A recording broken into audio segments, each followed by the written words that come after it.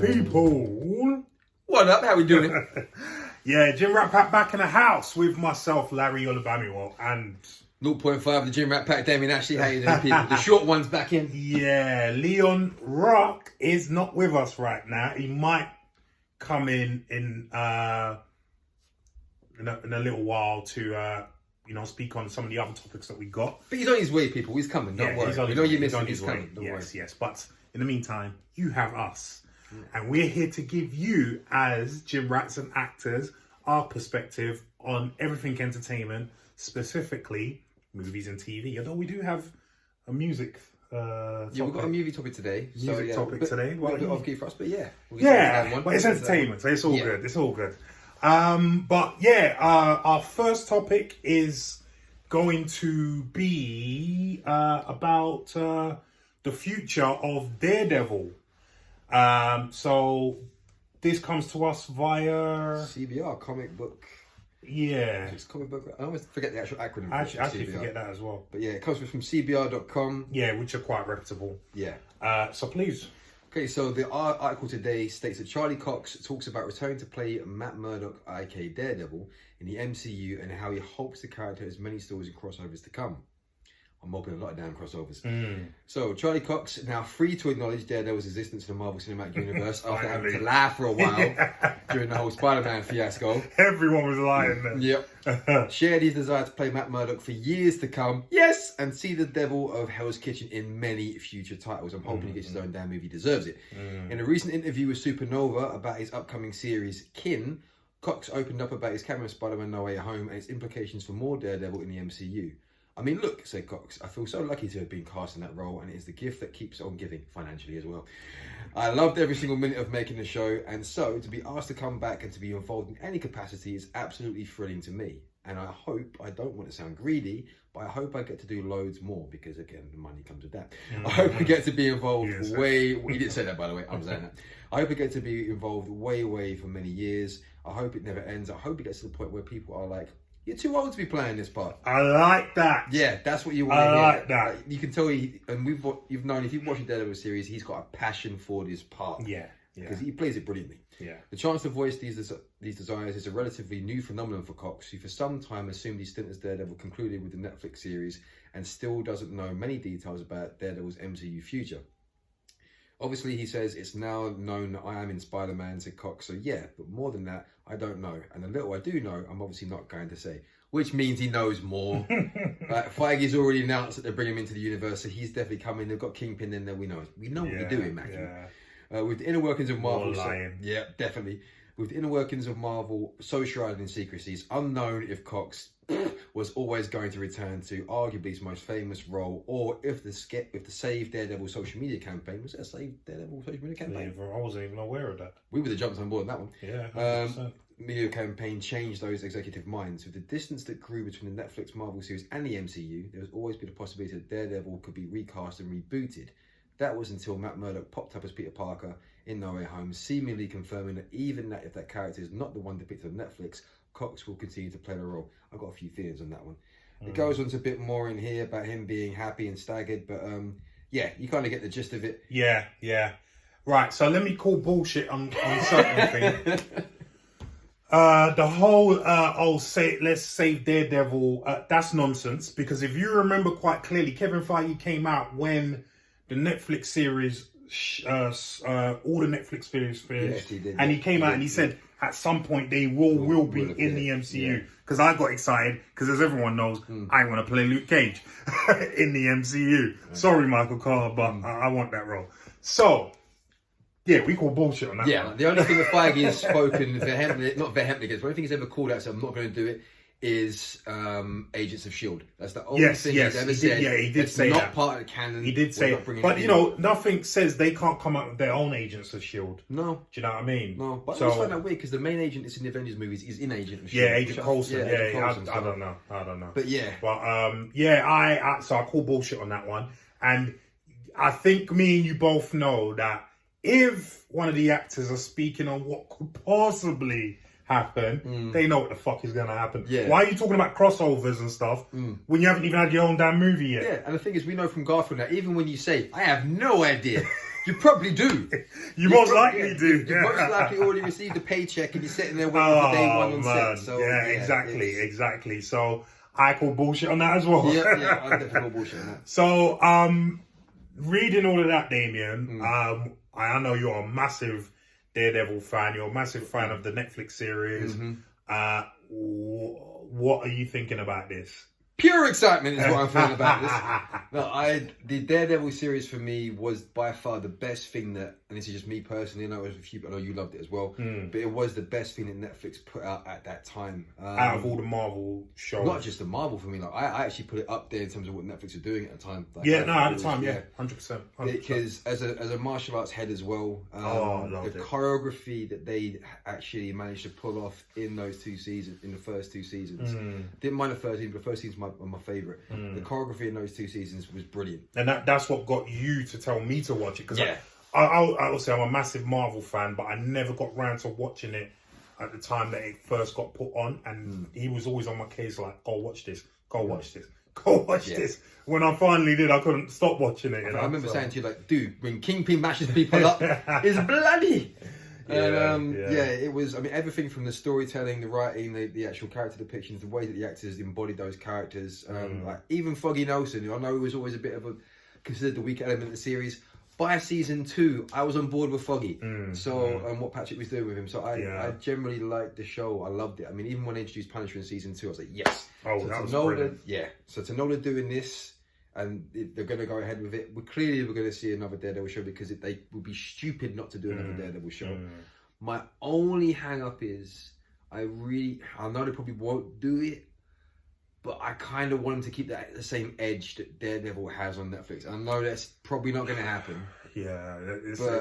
It's tricky because obviously apart from Deadpool, they want to keep everything PG-13. Yeah. And I don't think because obviously it's PG-13 in America is a little different here because PG-13 in America could mean a 12 here. Usually it means a 12. But as we see as you told me with Batman, which is a 15, it can be a 15 as well, including Venom. Venom 2 was a 15 as well. Now it's PG-13 in America. Yeah. So it varies sometimes. Usually a PG-13 in America means a 12 here, but sometimes it can be a 15 as the 2 examples that we've just given. Yeah. So I take your point with that. It might not be as edgy as it probably won't be as edgy as the Netflix series was.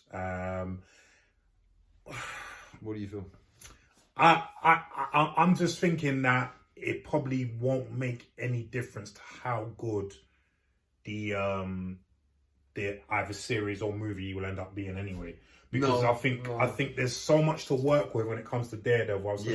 Like me knowing for Daredevil from the comics, not even from the series, but from the comics, he can work with, and I think that's why he mentioned about teaming up with people, because he teams up with so many people in the comics, including Spider-Man, including a lot of them. He teams up with Moon Knight at some point. Oh, okay. Teams up with who's some of the other heroes that are coming in.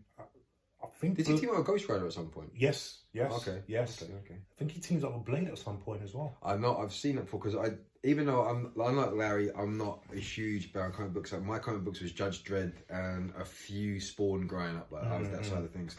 So I got into all the Marvel stuff through the series, like the X-Men cartoons. But when it comes to Daredevil, because of the show, that made me go back and read some of the comics.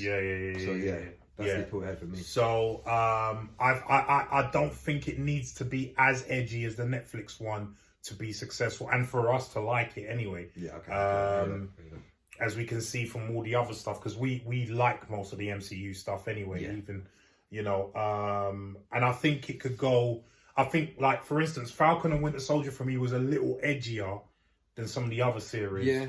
And I think if they did it in the vein of that could work. They could, especially the shield bit where he's killing the guy with the shield. Right. I didn't expect that. I didn't expect that. So that, and the way they did it worked. Do you know what I mean? On a PG-13 level. So that worked quite well. So I think that's not going to be a worry it's not a worry for me as much as it is a worry, even though it's still not a big worry, as them making a PG-13 Blade. Yeah, that's a. Do you know what I mean? For me, yeah. But we'll speak on that at another time anyway. But yeah, so I'm really looking forward to what they're gonna do with Charlie Cox as Daredevil, Matt Murdock. Going forward, I definitely believe he's going to team up with Spider-Man at some point. Yeah, they have. It just makes sense. After catching the brick in the film, you gotta have to do that. You need that interplay of them, like kind of my sense is better than yours. What? Yeah, and it's obvious because this happens in the comic as well. Due to Daredevil's sense, he's going to know that Peter Parker's Spider-Man. Yeah, do you know what I mean? Yeah. So that this is it's going to make things very interesting. I actually do hope. And there's a little bit of a selfish reason that they bring back the team for the Defenders. Well, he does know he's Spider-Man anyway, because in the film he's addressing him as Peter Parker, knowing he's Spider-Man. Yeah, but remember he gets his memory wiped. Oh yeah. See, on board. Brain fizzled. Forgot about that. So yeah. They all get brainwashed. That'd be interesting to see. That's what I'm saying. Yeah, okay, so it's going to be interesting to see how he figures out with I want them to be another Defenders with the same team with Luke Cage, because I want to be Luke Cage. Yep. I want to work with Charlie Cox as Daredevil. That'll be wicked. Iron Fist is open, damn it. I'm here. Iron Fist. Got a top martial artist here. I might not have the same looks we're having, but you know what? Give me a week. He's got the fighting skills. Give me a week. That's what you need to worry about, because, Finn Jones, listen, love you as an actor, but yeah, you just weren't right for that part. So, anyway. But Daredevil. Do you know what I really like about that article as well, and what I love about Charlie Cox? Because even before Daredevil, he was a well-known actor. Not huge, but they knew. But he's been in quite a few things. Stardust, right? Exactly. And it's refreshing because it's exactly what me and you would be like. I know for a fact that an actor of his caliber wants a comic book role, and he wants to ride it till the wheels fall off. Because he sees the depth in it. When people come out, and this is the thing that annoys me when people say comic book films. It's like when they say, "Oh, it's got no depth, it's got no character." It's an article we're going to talk in a minute. With certain directors that talks on films, but like there is so much depth and layer to comic books, and yes, like you do lose a little bit of the mystique when it comes to stakes, because they do keep coming back as it happens. But on the occasion, some of them do die. But then that's in the comic book world. I mean, even in the MCU, for instance, they do have them come back. But it's not coming back as the same character. So that character, like let's take for instance Gamora. That Gamora died. Yes, you have another Gamora, but that one died. But I don't think Black Widow's going to come back. No, I don't. I don't think Black Widow's going to come back. So I don't see Tony Stark coming back. A lot of people think he is. I don't think he is. I don't think he is. And if he does, it'll probably only be as a hologram. But my thing would be that would have happened already with Spider-Man. Yeah. So I don't think he's going to come back even as a hologram. No, I don't. Do you know what I mean? So I don't think it's the same sort of level as the comics in terms of the fake death thing. Yeah. But yeah, you were saying about stakes and stuff. Yeah, so I think with this, when you look at the comic book element, the main argument that's always proposed is, there's no stakes there because everyone can come back and whatnot. But as we saw with Endgame, stakes did happen. It didn't end on a wrap your arms around this, a celebrate and joyful. Infinity War. Infinity War, sorry. It did. Endgame. That's when he dies. Oh yeah. So Infinity War, because the thing is that the kind of crux of Infinity War is everyone kind of went, but they're going to come back. They've killed off too many characters. Going to come back. So people kind of accepted that. Yeah. But what I like, but I don't think everyone was ready for the ending of Infinity War.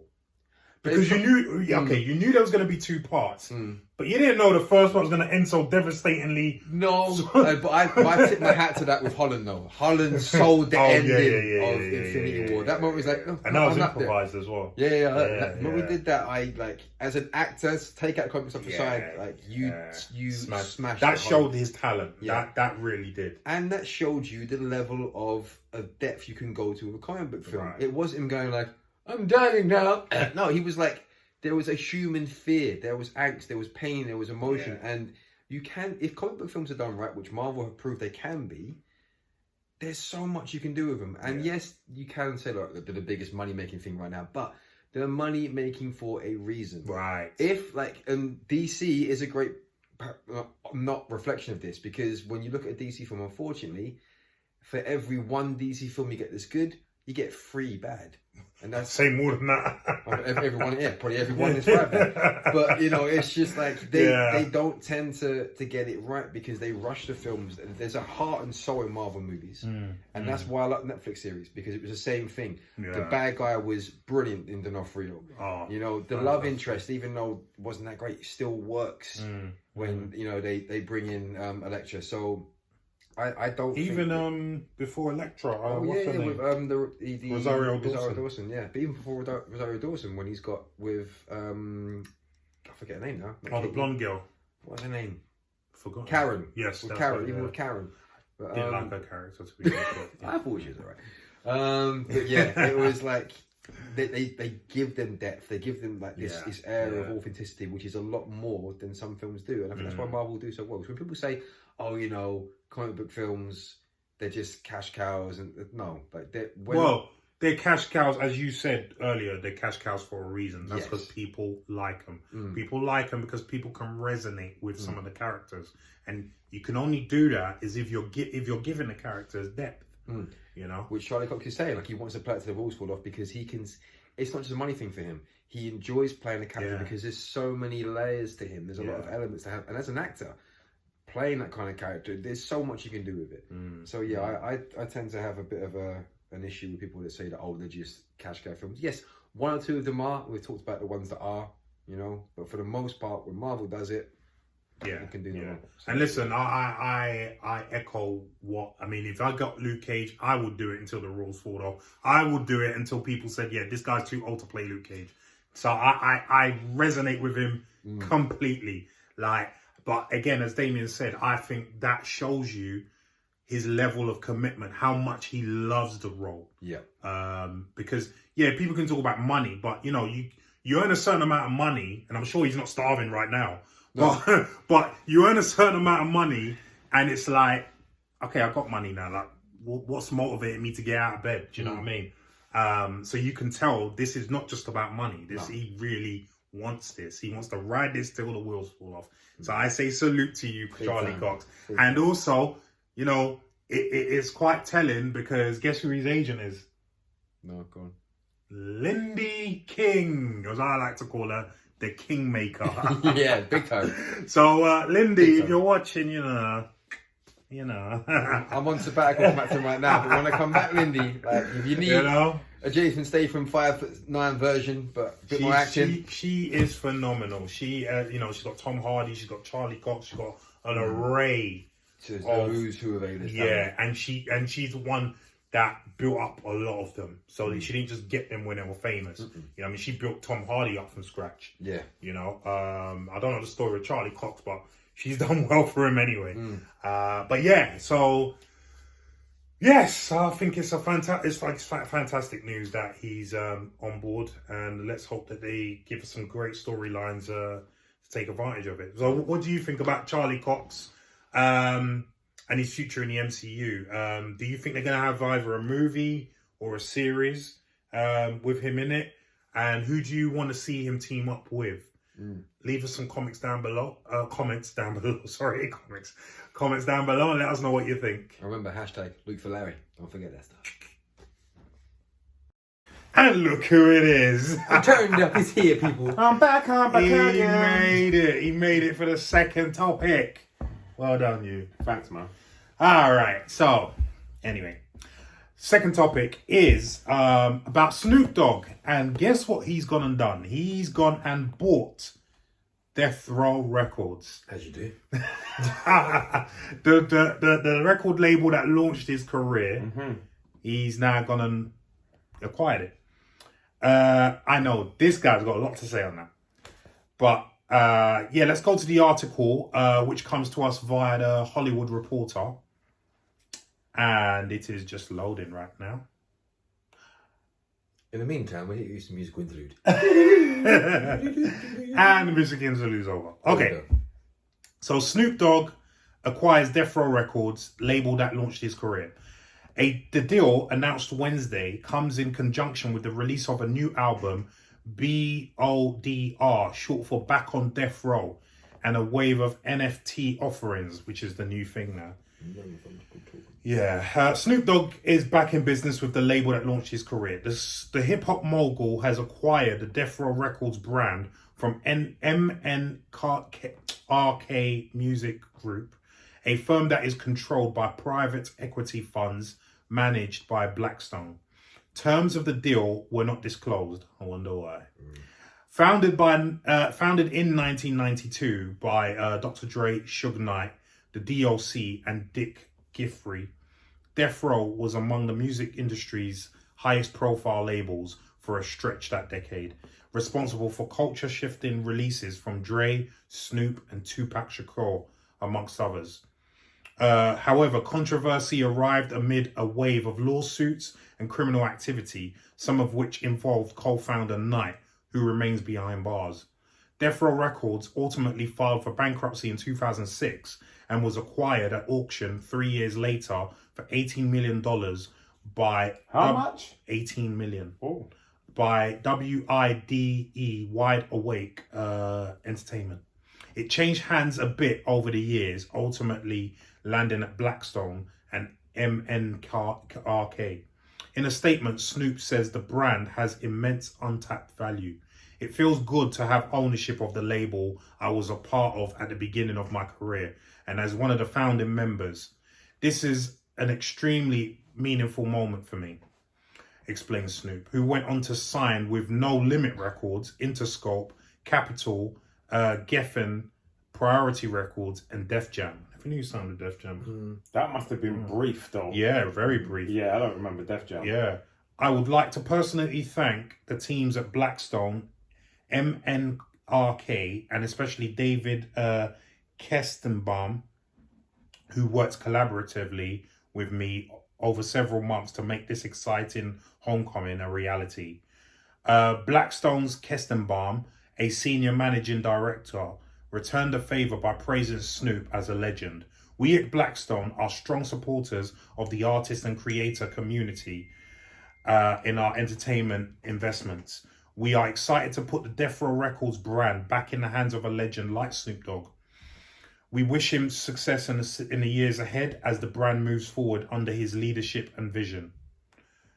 Yeah, it's just all the same praising. So that is the news. So I'll go to you, Mr. Rock, as a musician and a rap fan. What do you think of this news? I think it's good news. Why? Good. Why?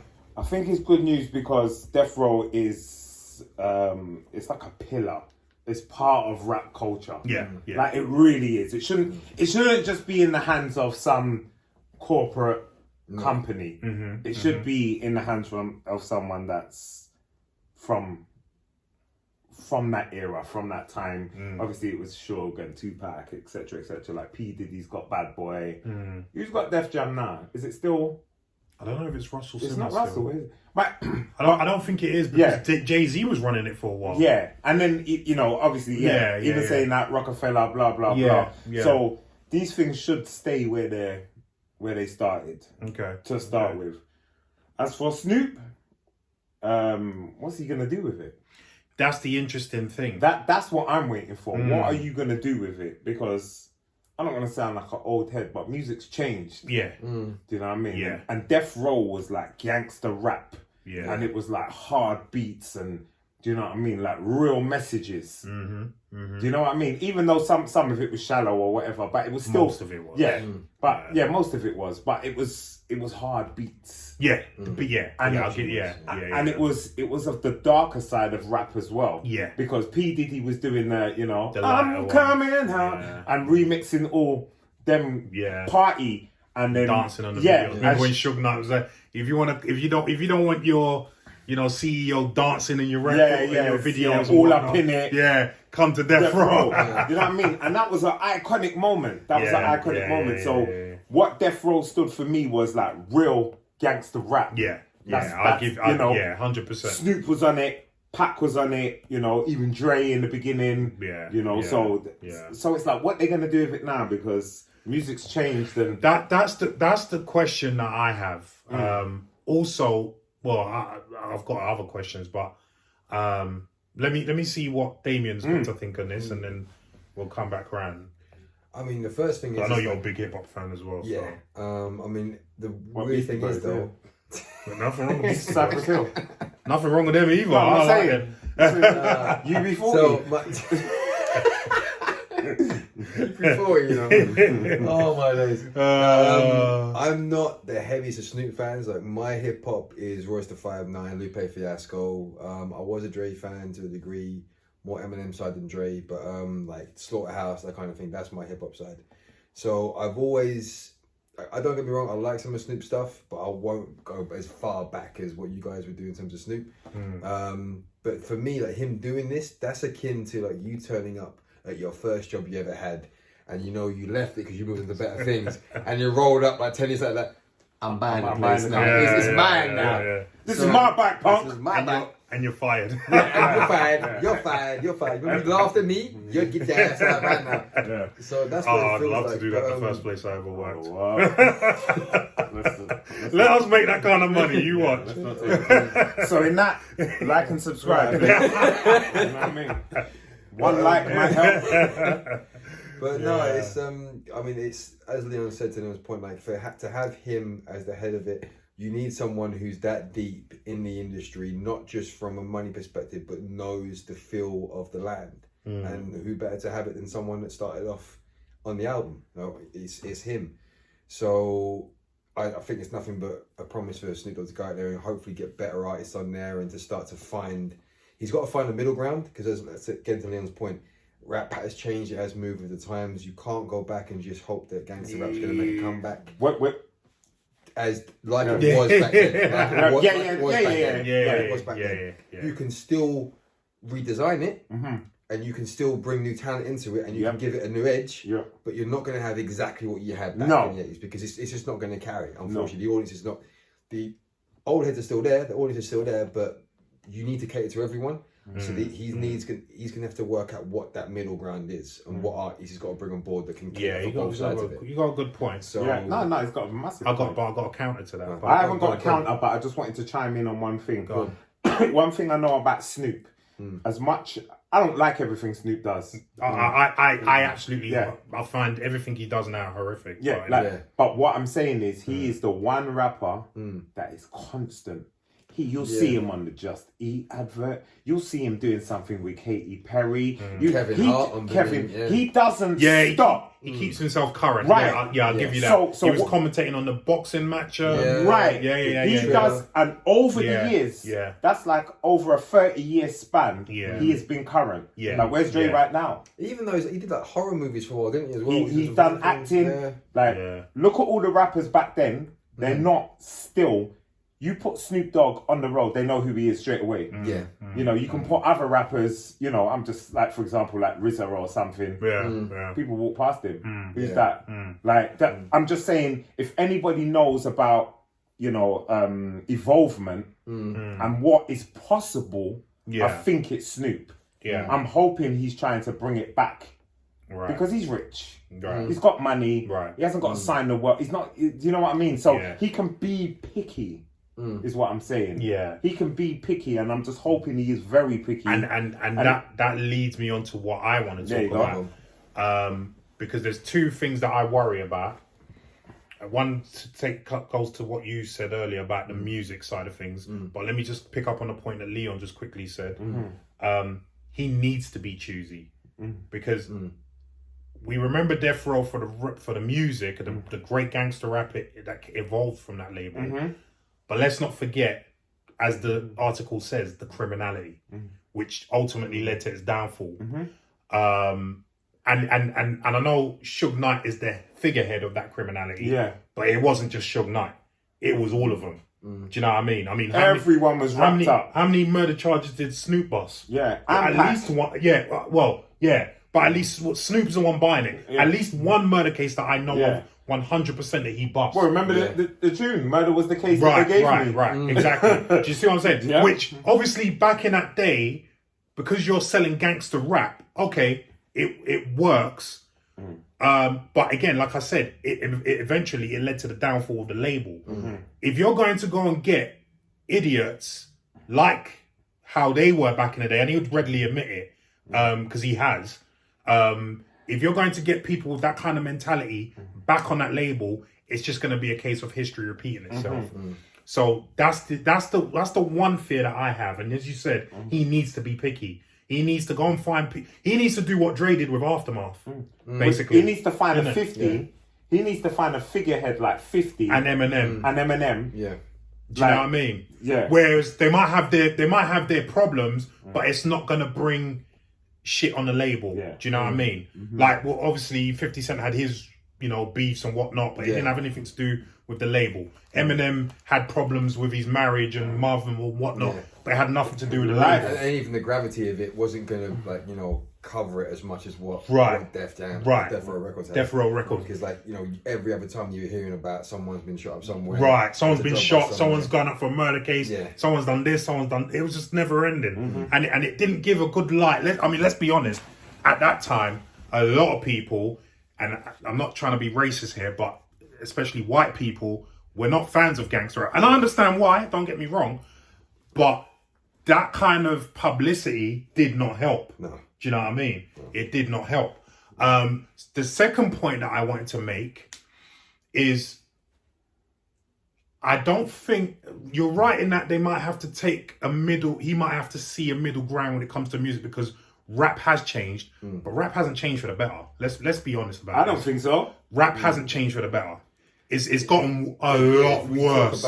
You're thinking of a few artists. Yeah, I'm on the outskirts. Yeah, you're thinking of a few. Hip hop culture as it is now, like the artists that I like, they're not the mainstream. Right, like the mainstream hip hop artists now. They don't reflect hip hop to me. Right, exactly. And because I could go in my bubble and still be like Public Enemy and all of that, but that's not, they're legends, but that's not rap today. Most rap today is that mumble crap. Yeah, mumble rap, or what's the other one? Not auto-tune. There's another one they always talk about. But the caveat to that is, anytime you play old school rap to the younger lot, they get excited, because you've got to remember they never heard our rap before from back in our day. A lot of the kids just grew up on this mumble rap stuff. Yeah. So then when you play them a Dre, when you play them old Snoop, when you play them a Wu-Tang, when you play them KRS-One, they're like, raw. I've seen it I've done it so many times with my younger nieces and nephews, and they're like, raw. Who's that? And not even that old. I mean, like, going back to that, as I mentioned Lupe Fiasco, like, he's been around since 2004, probably before that. He obviously came out when Kanye West did his first album. And Lupe Fiasco, as everyone knows, he is a very deep, layered rapper. I played Superstar to a year 6 class. It was a music class, and we're basically looking at different styles of music, and they were looking at hip hop. And I played Lupe Fiasco, and they were like, this isn't hip hop, and Superstar's been out for like nearly 20 years. And they were like, hold on a second, I can understand what you're saying. So I was like, yes, because lyrics were important. I can understand. And I was like, it's like, and hold on a second, he's rapping about something that's not. No, it's conscious. Which is not Louis Vuitton. No. Yeah. It's... And Balenciagas. Or going out there banging gal and robbing up the place or whatever. Yeah. Do you know what I mean? They did always do that. Yeah, I mean, listen, and there was listen, don't get me wrong. It fit. I listened to some of that rap, and I still do. I ain't gonna lie. But there's a time and a place for that. And it can't all be that. Like, for as many Tupacs and I don't know, Biggie, you need a Public Enemy. You need a KRS-One. You need Arrested Development. Even them, they were good, bro. That's what I'm telling you. Do you know what I mean? Yeah, conscious. Man. PM Dawn. What? Right. Do you know what I mean? Man. But to your point as well, when you look at what KRS-One brings out now, like when he made the tune Black, which came out like I think last year, he's moved away from what he was like when he talked about the police back in the 90s. Yeah. It's Under the Police. When he talked about that had a certain element to it. Now he's even more conscious than he was then. But then when you reflect that on the current rap, like whenever you see young hip hop artists, they're extremely crass, but they don't really know where that anger's coming from. Like they're back in the day, yes, it was gangster orientated, and we could say it was very, dark, and they painted a certain bleak picture, but there was a truthfulness of what instigated that reaction to it. You know, nowadays that element is still there, but that audience doesn't really understand it like they understood it back in the 90s and the 80s. You know, there was right now, right now, for the young bucks, they see it as something to be praised. Yeah. Criminal activity. Yeah. I'm a shutter. Yeah. I went jail. Yeah. I'm doing this. Oh, chef up this man. Like it's something when back in the day they spoke about it because it really happened. Well, a lot of them was living that lifestyle. Yeah, a lot of them lived that and I'm not lifestyle. saying that some of the rappers are not mixed up in that today because they are. A lot of them are, But a lot of them. But it's the way they're just making it. It's cool to be that. Yeah. It's cool. How's it cool to go pen? Because a lot of them, you see, I think you hit the nail on the head there. So back in the day, when they were rapping about that stuff, they're rapping about it, saying, I've got out of that stuff and now I'm in the rap game kind of thing, doing well. Yeah. Whereas these lot nowadays... I'm rapping about being in it. Right. Rapping about going to get And it's just stupid. I mean, look at what happened with that guy with a tattoo all over his face and he ended up cheating up the place. Takeshi 6ix9ine. That's the one. Like, look at that. And he's still carrying on. I can't stand him. I can't stand him, bro. I can't listen. That's not hip hop to me. That's not rap. That's not. That's just crap. But do you know what I mean? Like for me, hip hop died 2005. For me, don't get me wrong. You got your Lupes. You got your RTJs. Run the Jewels. You got Royce your the Kendrick 5'9". Lamar, Royce the 5'9". You know what I mean? Don't get me wrong, but they're few and far between. That's the problem. What about Drake? I've never been a Drake fan, you know. Neither have I. I've never been a Drake fan. Yeah, I've never been a Drake fan. It's too emotional for me. You know, one of those. Like, he's emotional. Yeah. I don't know. It's just... And as far I don't know what your feelings on it are used to, but as far as I'm concerned, because you know, grime is now thought of as the UK rap. That was not rap to me. I'm sorry. I'm not a fan of grime either. And they perpetuate the same crap that we've been talking about now with all that stuff. But anyway, I echo what you're saying, and I echo what you're saying. He does need to be very choosy to not let history repeat itself. And yes, music has changed, and he needs to cater for that. But I think if he can bring back some of the old beats. Yeah, production wise, you can work that in. Yeah, and that could work, but I don't know. What do you think it'll be a success? Yeah, I think I said just to your point. I think if he approaches it the right way, which I think he will, because as Leon said, like he has a business head on, like he's in everything, and he makes sure that he's a part of everything. Yeah. So he's got his feelings on what works. He knows where the needle moves and whatnot. So he'll hopefully bring on artists that they can bring in that production from back in the day, but they have a social element in the context of what they're rapping about that he can mold it. You know, so that's what you hope he'll bring into it. You hope that. Yeah. But remember, Snoop jumped on Katy Perry. He knows what sells. Yeah. So it depends what he wants to do. So if he just wants to make money and make Death Row a success, I believe he can do it. Yeah. That. He will, yeah. All this is a question of, is he going to go back a little bit and try and get some like harder hitting productions or not? That's all that. Making it a success.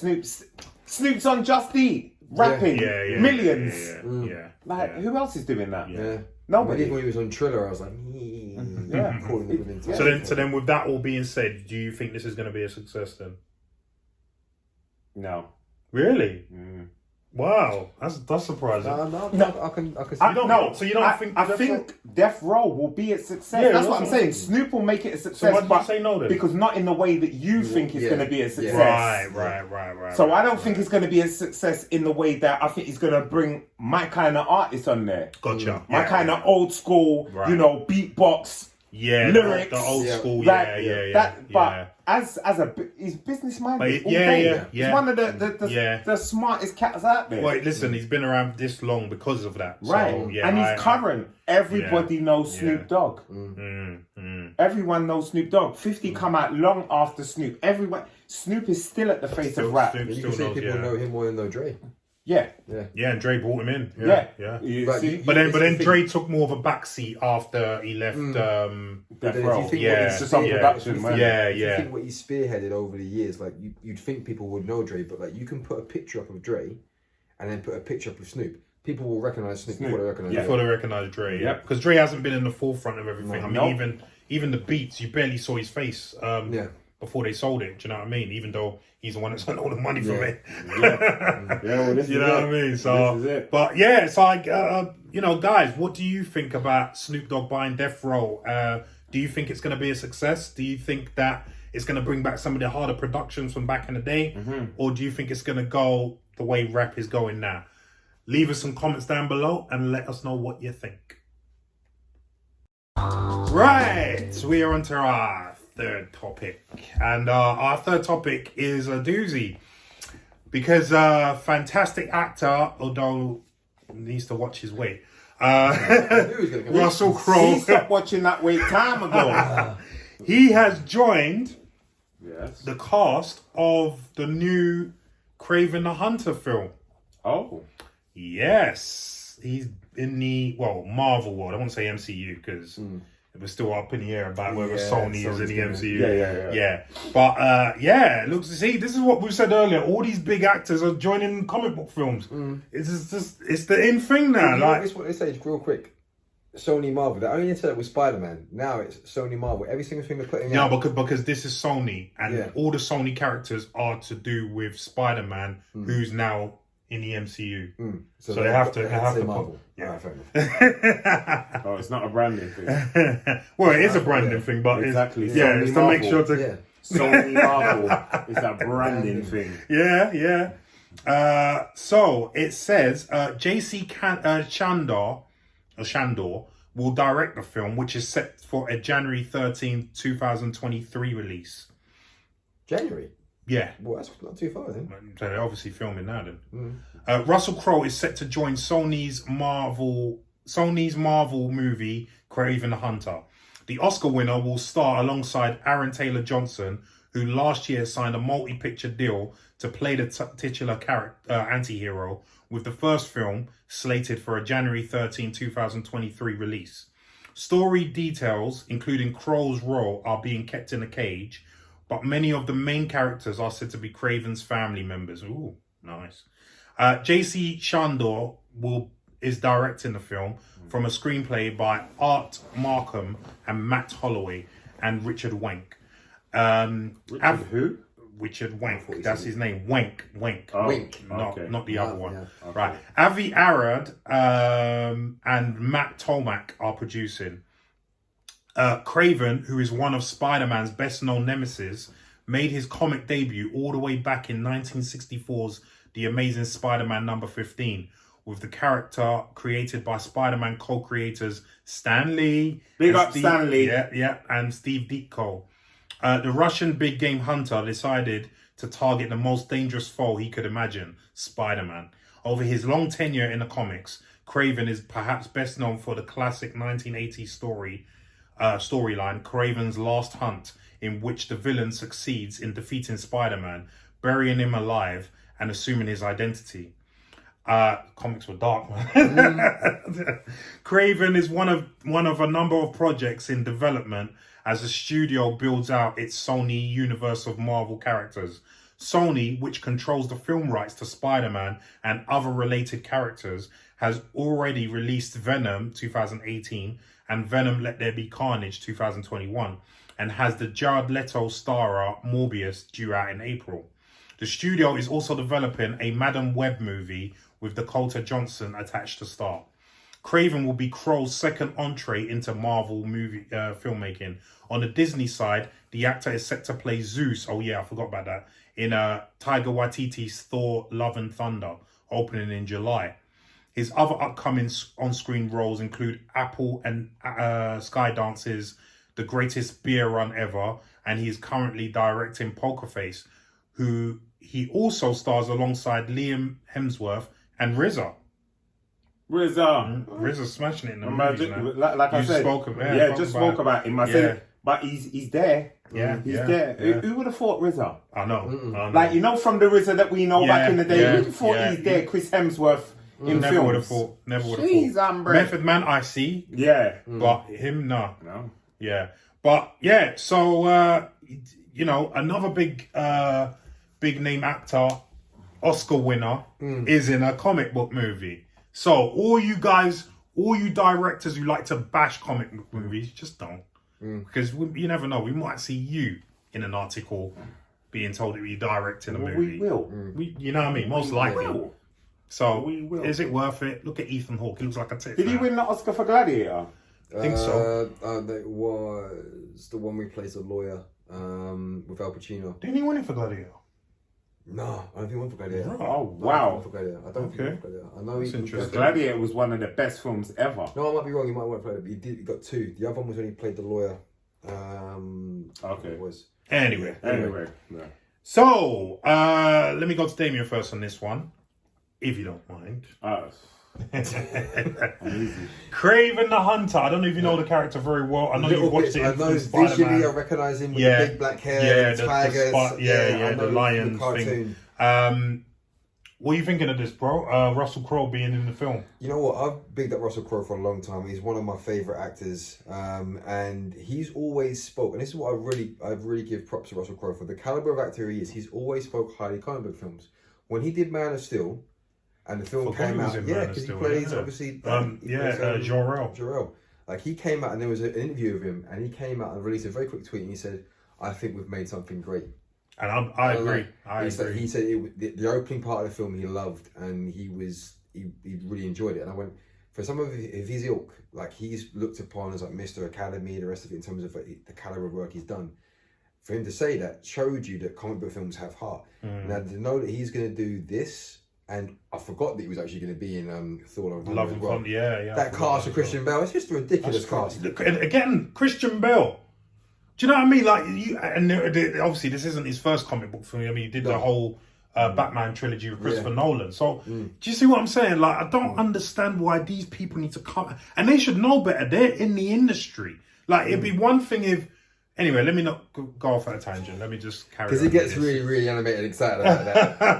I'm not excited, but upset. Suddenly. Yeah. But I'm really looking forward to see what Russell Crowe does. I'd be interested to see if he plays the father or some role like that of Craven the Hunter.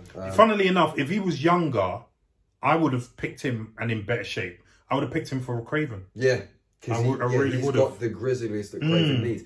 Which why I was surprised that Aaron Taylor Johnson being No, I mean, do you know what? He can knock this out He's the a park. great actor. And that's what I give him. That's why I think he can do it. The same guy who played Kick-Ass.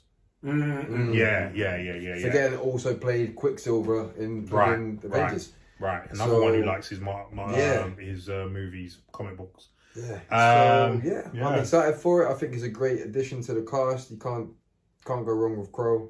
Unless it was the Mummy film, which he was still good in, but he was still good in it. But no, I'm excited for it. I think it's a good casting choice. I think he knows what to look for when it comes to picking projects. So I'm excited. I'm excited. Leon, obviously you recognise the talent that we have on our hands with Russell Crowe.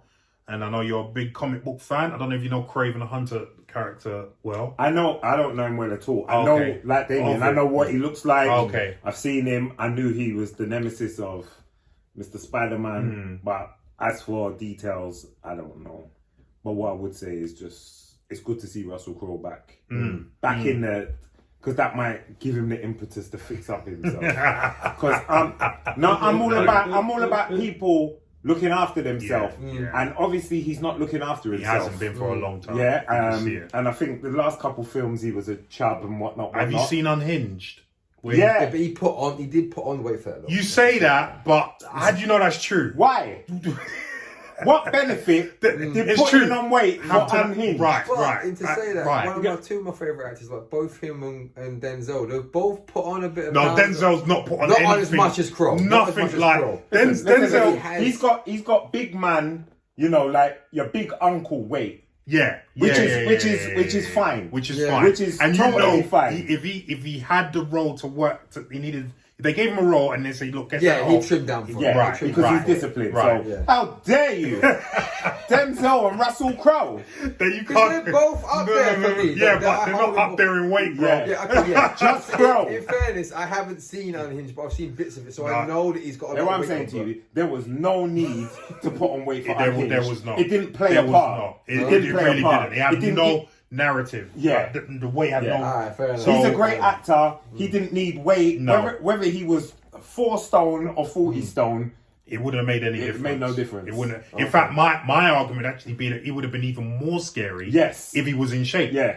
He would actually have been more scary. Yeah, than more Unhinged. menacing, Yes. just- So I have. So that's just a story he's given Yeah. people No, because to. the idea from the interviews, you wanted to be like that kind of looking like a hick kind of feel to him, and he wanted to have that. He didn't look like a hick. sitting Yeah, around like all a day hick. long. He looked like he he spun eats us a donuts. story, bro. He spun us a story. Yeah, lies. You know what I mean? He was Lies. he was struggling to breathe. I could see it.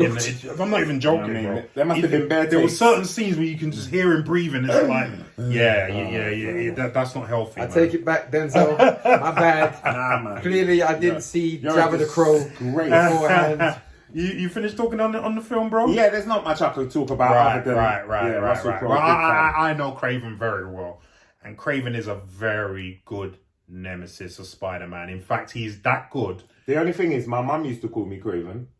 But she never called you because I Craven. was eating all the exactly. biscuits. This is what Craven. But Craven the Hunter is such a good villain that Ryan Coogler wanted to use him for the first Black Panther. Oh, okay. Yeah, he wanted to use him, and Sony said no. Which wouldn't have made sense anyway, because he's not known as a Black Panther villain. In fact, I don't even remember. He might have, but I don't even remember him fighting Black Panther in the comics. Although that wouldn't have mattered too much, as you know, The world's cross. yeah. So, but yeah, Sony just said no. so he ended up using Claw, which I thought was better anyway. Circus Smash. That Yeah. So, but that's how good Craven the Hunter is. And for them to get Russell Crowe, I think you're right. He'll probably end up playing his dad or something like that. But for them to get an actor of the caliber of Russell Crowe, it just shows you how in demand these films are for actors of all abilities, including the Oscar winners. They all want to be in these kind of they're movies. dragging at every superhero. These are the unknowns, Well, Craven the Hunter is not unknown. No, when I say unknown to the world, I mean just mainstream. Yeah, just mainstream. mainstream. Yeah, Do you know what I mean? Yeah, That's yeah, what I mean. yeah. They're really bringing everyone out because there's so much to go. There's so many. Listen, it's it's like an untapped water supply. This is why I said, one of those. Yeah, this is why I said. I remember when we did a topic about superhero films, about someone bashing them, and I think we Lewis? we came to the conclusion that they're gonna be in the mainstay for a very long time, because there's just too many characters. There's so many. They haven't even scratched the surface. There's so many storylines, and that was to our point earlier about the they ain't even got to rewrite stuff. They just got to read the comic and say, all right, that's the base. They got so many. Bang, They got so many. When they really get to bring the X-Men universe in, Man. they already had a go at doing the politics that they did in the first two X-Men films. If they let Marvel really run helm with that, they've got a whole plethora of stuff they can do. Big time. But I'm just really looking forward to this Craven film, because I like Aaron Taylor Johnson. I really like him. I mean, I love the 2 Kick-Ass films. I wish there was a third one. I loved him as Quicksilver. I even liked him in Tenet. People, you don't even realize it's him in Tenet. No. You know what I mean? I didn't know. Yeah, that's why I said that he's really good at different roles. Even though it wasn't great, he was good in Godzilla. Yeah. So I'm really looking forward to seeing his take on Craven. He's shown that he can get in shape as well. Because one thing Craven is in shape. Yeah, Craven is. He's in shape. You always see his arms out. His arms more than Thor has. Exactly. So he should be. So I'm looking forward to, and as I said, we know that Aaron can get himself in good shape. So I'm looking forward to seeing the kind of shape he ends up being for this film. Broccoli and chicken. Yeah. And probably Russell Crowe too. But he needs to just stop eating. Yeah, A pretty water much. fast to start for 30 days. and then broccoli. Then 2 weeks later, a bit of chicken. Yeah, he's got a lot to do. Yeah, well, he's probably done it. He's probably done it already. Yeah. You got the money. Bring in the chef, man. That's it, man. Imagine if my chef's over there. And the doctor. Yeah. But anyway, what do you guys think of Russell Crowe joining the cast of Kraven the Hunter? Are you looking forward to even more now because he's in it? And are you looking forward to the film anyway? I mean, Kraven the Hunter, fantastic character, being played by Aaron Taylor-Johnson. It's going to be fantastic. So, yeah, leave us some comments down below and let us know what you think. Right, our fourth and final topic is about James Gunn. Big up James Gunn, shutting down Steven Soderbergh, who I usually like. But he made some stupid comic book movie claims as well. And so James Gunn is shutting him down with the claim that Soderbergh made that superhero movies are sexless. Where he says people aren't fucking. And James Gunn has gone on and said, some people are fucking. So this comes to us via IndieWire. And it says, the Guardians of the Galaxy director listed a slew of other Marvel and DC filmmakers who aren't afraid to show superheroes getting down and dirty. Well, it seems like Steven Soderbergh hasn't watched James Gunn's films or Amazon Prime Video's The Boys for that matter. Yeah, The Boys ain't messing around. The Magic Mike director recently told the Daily Beast that he could never direct a superhero movie due to the complete departure from reality, especially when it comes to a lack of adult sexual relationships on screen.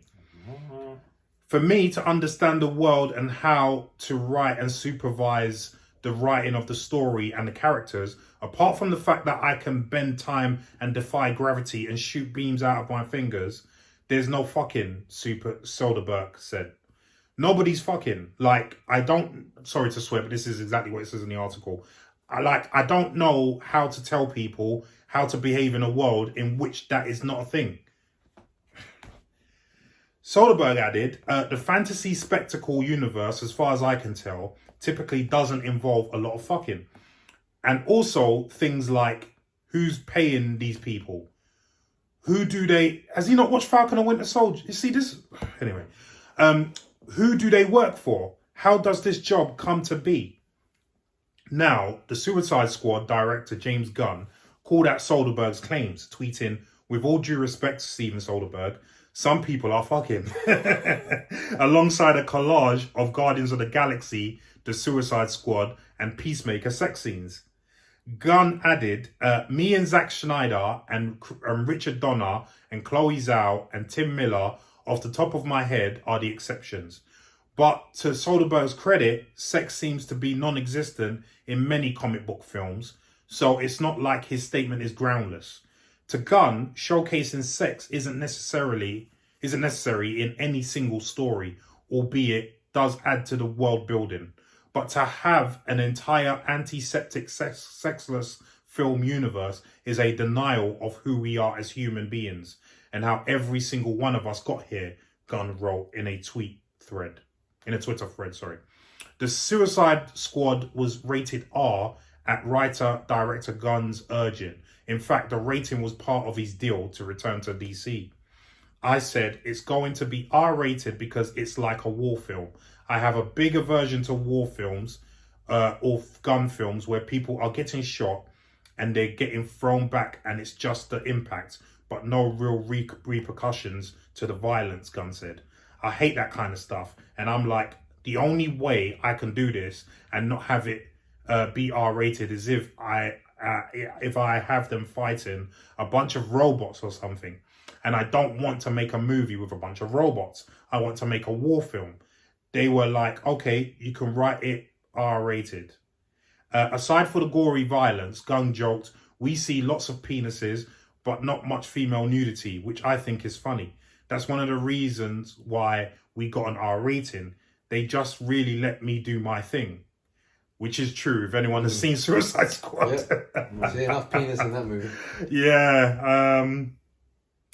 I don't know what's wrong with these people, man. Seriously. Soderbergh as well. Like, one of the biggest directors. coming out and saying some stupid, and even the article says, "Oh, but it's not groundless." But here's the thing. So first of all, we do have sex in superhero movies, as we it's quite pointed out here.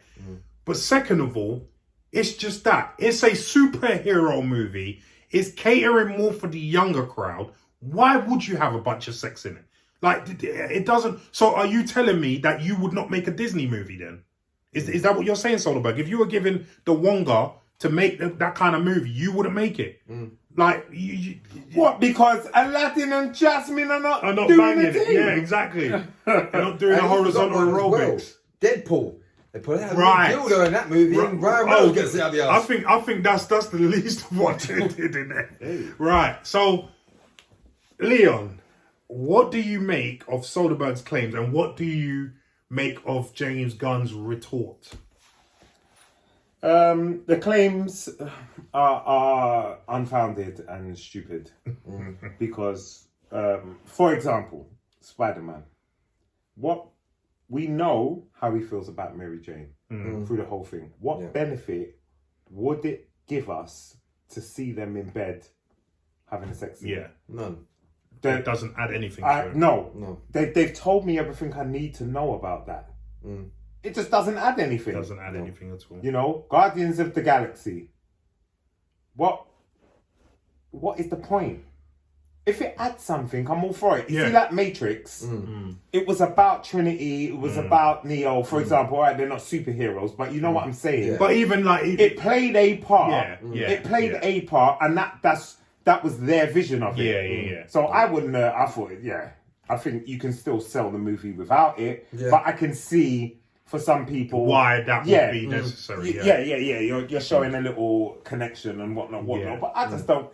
I don't like seeing sex scenes for the sake of sex scenes. Yeah, me too. I don't like seeing it for the sake of it. Like anything for the sake of it. You put in a gay guy, why just for the sake of it? You put in a black guy, why for the sake of it? Like, put it in because it matters, and it's part of the character and it adds to the story. Like, 100%. Just stop. I don't know. Like, I'm just annoyed with it all. But Gunn, I hear what he's saying when he's saying it's not completely unfounded because he's saying yes, all right. That's it wasn't Gunn. It was the actual article writer that was saying that. Yeah. So Gunn said it on Twitter as well, though. Oh, did you say that? Oh, okay. Yeah. So I mean, it's part of the world, but this is the MCU. This is a different world, and this is why we like Marvel, and this is why we like superhero films because it's not this world. It's That's a good point. Alternate world. It's a good point. Do you know what I mean? It's a good point. If you want to watch kissing and whatever, go and watch Sex in the City. Whatever. I don't know if it's in that. But my thing is just I get what you're saying, but I'm tailoring it to what Soderbergh is saying. Because he's saying he can't direct a film because of that. But if that's the case, then you're saying you can't direct most films. Then that's basically what you're because most films don't have sex scenes in them. Otherwise, most films would be rated R. Do you know what I mean? Yeah, so that's what you're saying. Basically, you're pigeonholing yourself and saying I can't direct most films because there's no sex scenes. What kind of shoppiness is that? And you're supposed to be one of the bigger directors, in this era. Damien, what do you make of all this? First of all, to steal Leon's quote in line, why the hell did you direct Ocean's 11 then? Was there a sex scene in that movie? No. Did he direct? Yes, the first one. Right. There was no sex scene in that movie. Right. And it didn't need to be. No. Because we didn't need to know that, George Clooney was having sex with Catherine Zeta-Jones because we were enjoying the heist. To know the stakes. And I got the foreplay between the two of them. I didn't need to see them, pardon the expression, but fucking didn't need it. So he says it enough times. So we have to put a disclaimer on this video. We mentioned the F-bomb quite a few times. Yeah. So, but yeah, as an actor personally, I've never been a huge fan of sex scenes. I think a lot of directors, and they can by all means come to this podcast and argue me to the face that I'm wrong, but you do tend to shoot, not all directors, but some directors do tend to shoot sex scenes and have some fun with it because at the end of the day, you make it out like it's porn. That's not what we're going to watch. That's what some people go and watch a dark room by themselves. Fine. When we go and sit down and watch a film, I don't want to be uncomfortable during a scene sat there with my partner. I'll be like, oh, great. She's in Missionary now. Brilliant. Let me watch it. No. I got no interest. Even when I saw, to be fair, even with Deadpool, I felt a little bit uncomfortable watching that scene in the cinema. I was like... Yeah, but you weren't familiar with Deadpool. If you were, you would be expecting I knew it was going to happen. But I wasn't expecting it. I wasn't at all. So I was like, that shocked me. But I've just never been a fan of sex for sex. Like, it has to move the story along, and it has to be done in a tasteful way. I mean, certain actors have come out before, I won't name actors, but certain big American actors have come out before, and even a few Scottish actors have come out before. Big guys, I'll probably give too much away there, but I've said that they want to see more sex on screen. I am not from that kettle of fish. I just don't buy into it. Especially as someone that at the time when I was in a relationship, I would never want to even kiss another actress on screen because I felt uncomfortable. So when people really indulge in it and the breast is out and the man's all over it, I'm like, no, why? I don't see that on screen. I get the interest. I get the love interest to see that. You can show me a cutaway of you walking out of the bedroom the next morning with a towel around you and a smile. I'm done. Right. I don't need to see you rubbing up a leg for 5 minutes. And the thing is, that goes for anybody. Like, because I would say the same of anybody that wants to be any sex scene. And that's man, woman, this, that. It's anything. I don't need to see it. I don't need to see it. I don't need to see it. No. Unless it adds something to the story. Yeah, like you said, it moves it along. Right. Yeah.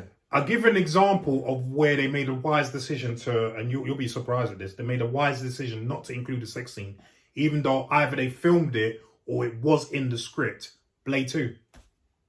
They were gonna have him have a the sex. Head vampire. Yeah. They were gonna have a sex scene between them, and and when I read that, I was like, oh, thank God they didn't put that in because that would have ruined the movie for me. That would have ruined because the sexual tension between them in that movie worked. You didn't have to see them banging. They wouldn't have added anything to me. No. Even when you remember when Whistler goes to him afterwards and calls him over and he goes, Blade, sounds like you're a bit confused about which side of the... Do you know what I mean? That's all you needed. Like, you see what I'm saying? Like, love can be shown so nuanced. It can be a look, it can be a glance. Like I said with Spider-Man. Yeah. Shown every Spider-Man that he is a caring, loving, she loves him back, blah, blah, blah. You didn't need to see them and they're not like sticking their tongue down each other's throat. It's just a nice kiss. Right. And to your point, it's like the audience we're catering for right now, the superhero films, specifically Marvel ones, they have to push to get a 12 rating. They have to push. And then even then, they're slightly cutting their audience a little bit short. They don't want to be having, I mean, like, Eternals just about got away with that, but they don't want to have scenes that children are going to have to go and go, Mummy, what were they doing? I don't want to have that conversation with my son. No, I know it's a natural I know he's really young part, for that. I know it's a natural part of life, but at the same time, I don't want to see a 10-year-old coming out and going, yay, guess what I'm doing tomorrow in year 6 with you. No, you're not. No, you're not. No, you're not. Well, you work with children, so you know how impressionable they are. It's not happening. And I've seen year 4s have those conversations. No, thank you. So I just don't need that to be propagated out there. I agree. I agree with you. Yeah, both, they man. force the boyfriend, girlfriend. This is what you're supposed to do. This is what you're supposed to do. I don't really want that. I agree with both of you entirely. I think most sex scenes, I'd even go as far to say 90% of sex scenes do not need to happen on screen. It just does not need to happen. It's gratuitous. It's when it becomes gratuitous. I think the only one I ever saw the meaning for and moved the narrative along was Meet Joe Black, and that was funny enough a PG or a 12. I'll tell you another one. Terminator. That sex scene was necessary. It was. That sex scene was necessary. Yeah, because that was the base and foundation of the whole franchise. Kyle Reese, Mum, O'Connor. That was necessary, it just showed the feeling that what he was saying beforehand about him always loving her just from the picture. And we carrying around the picture. It showed all that. That was necessary. It was necessary. And you're right. Meet Joe Black. That was I thought that was necessary. I can't think of another one. No, seriously, not off the top. I mean, you made a point about Matrix. Okay, maybe at a push. Okay, but name me 10. Name me 10. I couldn't. But then they didn't do it in every Matrix either. No. It was only the second one. It was only the second one, which out of 4, it's pretty good going. You're not forcing it. You know what I mean? Man. Because I give an example where I felt every sexual scene or most sexual scenes were forced. Jessica Jones. Yeah. That you know, Yeah. and that was the hetero sections and the gay stuff. Yeah. Equally. Equally, it was all Equally, it was all no forced. point. It was all forced. Equally, no Even point. even to the point where when she was with Luke Cage, or that wasn't in Jessica Jones. No, it wasn't Jessica Jones. Even that seemed forced. Yeah. Even that seemed forced. Wasn't there one in Luke Cage as well?